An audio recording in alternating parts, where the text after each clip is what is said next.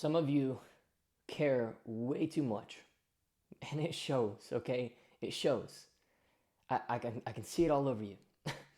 I look at your content, and I look at your ads, and I look at your funnels, I look at the way that you position yourself, and the image you try to put across, and the brand you're trying to create, and you just come off like you're trying too damn hard. I don't care, and that's my gift, and that's my secret weapon. Is that I'm not trying to be something that I haven't earned yet, okay? And I'm not tied up in whether my businesses do or don't succeed. I'm in my heart of hearts more than comfortable working a job if it came to, which it's probably never going to come to that. I mean, I've built so much momentum and so much wealth in my early 20s now, or actually now my later 20s. I'm going to be 26 here in 2 months, which is crazy to think.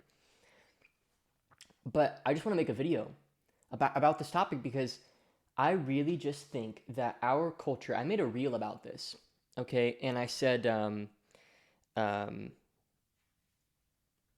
if you want to get astronomically more wealthy, you have to listen to this advice. And this is a video that expands much deeper on this. It's the advice of stop idolizing your own success. You know, the richest people, they don't think about money in terms of what things that they could personally buy with the money. They don't think about money in terms of the lifestyle that they want to have. Okay. They don't think about money in terms of the self-worth increase that they would experience through the money. Okay. They have totally detached their sense of self from the money, and they feel much bigger than any financial success that they could ever create. You know, if you handed a billionaire $1 billion, they wouldn't feel $1 billion better about themselves. They don't value themselves through their success. Okay. And this is a nuanced but important distinction in that the most successful people think in systems. Just like a car, if you put your foot on the gas, the car moves. Okay, a business is the exact same thing. You know, in Kingdom Closer Academy, my other company, we spend about $2,000 a day on advertising. And right now we're pacing about a 4.5 return on that advertising. Okay, and so our business is growing very rapidly. And so it's very systematic. We get a certain amount of leads, a certain amount of them book calls, a certain amount of them close, a certain amount of them go through the whole product and become testimonials. A small percentage of them, right now we're only 1 out of 40, will ask for a refund. So it's very systematic, okay? Our closing calls are the same way. The way that we deliver for each client is the same way. Everything, it's a freaking conveyor belt. It's a system. When I put money into the system, I get money out, just like a car. And I need you to understand that a mechanic who's working on a car, what's actually very interesting about this is I use this analogy all the time, and just next door now, our local FedEx, which if you're not in America, maybe it's a Midwest thing, I don't know, I'm sure it's an American thing, but FedEx is like our delivery system, one of our delivery systems. You got Amazon, UPS, FedEx. There's just down the street now a warehouse that repairs FedEx cars. And whether they have a broken down FedEx car that comes in and it needs a ton of repair, or they've got a good one that just needs like a new wheel or something, I don't know, something simple. They're blasting music, they're having fun, and I can hear it off in the distance. I can hear the clanging in the music, and I think it's actually kind of fun. You know, I don't mind the sound at all. It's really very fun people who work at this warehouse now. It's down the street. It's far enough where it doesn't bother me. And it just got me thinking about that analogy of like, man, like whether it's a really, really broken car or it's one that just needs a little bit of fixing, they're not like tied up in whether it does or doesn't work. Okay. And this is an interesting thing because what a lot of people have this idea that the only way to freedom is like through entrepreneurship. And I actually just don't think that that's true. Like you can have a 9 to 5 job. Like I have friends right now that make, $250,000 a year and a 9 to 5 job. They don't have to worry about taxes. They don't have to worry about payroll. They don't have to worry about projections. They just do their job. They manage a couple of client accounts. Okay. Working for a big $1 billion corporation.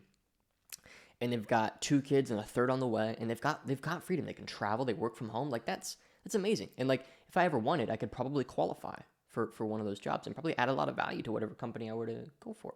And you probably could too. Like if you watch my channel, you probably know enough about marketing and client relationships and self-control and like management and adding value to the marketplace, therefore the company you'd work for, because that company then becomes your client essentially, that you could nail it in anything you wanted to do. So why are you so worked up? That's really what I'm trying to get at is if you can separate your sense of success from how much money you have and you create money as a byproduct of your sense of self-worth, not as a factory with which you chase your sense of self-worth through. If it grows, you feel good. This is something that I think getting married really added to my life. And it's because I think generally, broad strokes here, not always true for 100% of people, that men generally value themselves through what they do. Women generally value themselves through who they are.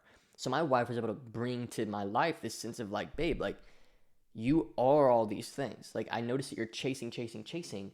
Why don't you just stop and just accept that you are these things? And that was a big thing that happened when we had our first child, because all of a sudden I have like 50% of the amount of mental and emotional energy that I once had to execute on my business visions. And it became very challenging to execute on my visions because I just didn't have the space for it. My mental and emotional energy was so drained because having a new baby is very difficult. And so that was a really helpful thing for me to come to realize. So if you can separate your sense of success from how much money you have, I know that that sounds weird.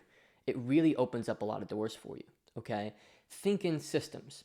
And your business is a system. You have an inflow of attention. You have the message that that attention receives. You have the potency of that message leading to how many leads and calls that you generate. Okay, you have your ability to sell on those calls that generates closes and conversions for your company. And you have the scalability and the effectiveness with which you deliver the outcomes through your product or service that you're guaranteeing in your marketing. People don't buy services or products, they buy outcomes, right? So it's a conveyor belt type outcome. So you have, those are the variables. And to the degree with which you can implement high quality systems into all those variables, is the degree to which you're going to make the money you're going to make. And so it's not that big of a deal. Okay, like, and I really think that this is just such an amazing mindset to have. I really do. It's like I get to wake up and I get to work on this thing that's very systematic. And, I've got a little bit of part of my brain that just loves things that are just very systematic and loves things that are very just like predictable, okay? And that's what's amazing about business is once you can figure out what the core variables are, the core components, the core pieces, and you generally know what is wrong when things aren't working, and you can fix it and try things and fix it, then business becomes this, essentially, it's almost like working on like a Lego set. It's like you open up the book and you've got a set of instructions, and no matter the niche or the offer or what the angle is, I have a set of things that work almost in all niches. It's what the Kaizen mastermind is all about. I'm passing down to my clients who are now doing, of the 30 we've got in there, over half are doing over $1 million a year now, which is amazing to me. And a lot of that really comes down to they know the basics because I've shown them the basics because I nailed the basics myself. Okay? And so there's really nothing new under the sun, as scripture says. It's all just the same things over and over again. And if you can nail those same things, then success comes very, very easily. So I'll be opening back up Kaizen Mastermind enrollment at the end of the month. It is September 15th. Okay. You're more than welcome to book a call with myself. I have a handful of clients who have now decided to leave the mastermind. Of the 30 years, I try to cap it at 30. I've had about 3 now phase out and say they've gotten what they need. They've grown their business, and I agree with them that there's not a lot more that I can bring to the table for them. So they've gone ahead and left, and on great terms, all of them. And so I've got a couple of spots available. You're welcome to book a call. It'll be with myself. If you currently have a business that you'd like to scale to 6 figures or multiple 6 figures a month, the best client to ever come out of the group was $1.5 million a month.